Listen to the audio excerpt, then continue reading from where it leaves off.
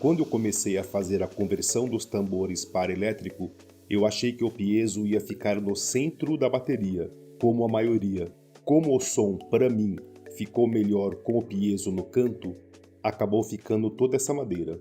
Então eu decidi fazer uma estrutura só no canto. O vídeo da conversão, parte 1, está na descrição.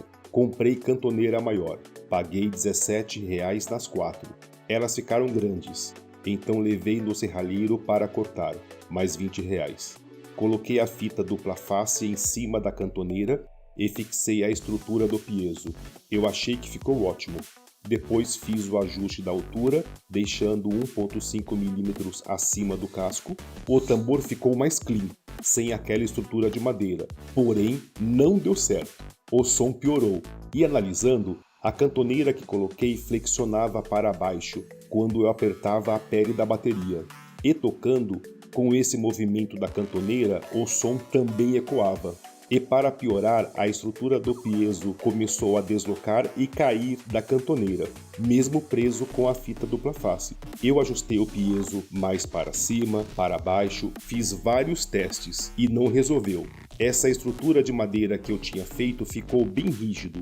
Eu não tive problema, mas eu não desisti de deixar mais clean. Então vou solicitar a um serralheiro para fazer esta mesma cantoneira com um material mais rígido e teremos a versão 3.0. Então fui para o envelopamento. O casco que comprei era cor vinho e eu queria tudo preto. Comprei o vinil preto fosco no Mercado Livre, paguei R$52. Desmontei todos os tambores e tomei a decisão de não tirar esse PVC, de envelopar em cima dele. Limpei muito bem, marquei no vinil o tamanho do tambor, deixando uma sobra nas laterais, para facilitar. É muito prazeroso envelopar o tambor. Depois, com o estilete, eu tirei o excesso do vinil. Achei que ficou bem legal.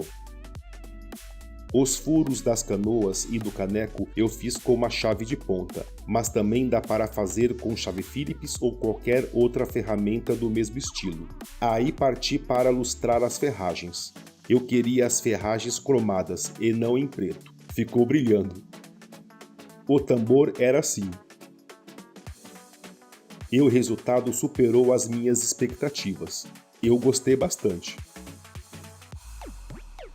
O valor total que gastei nos 4 tambores foi de R$89. Cada tambor ficou em torno de R$22. Espero que você tenha curtido o vídeo. Valeu!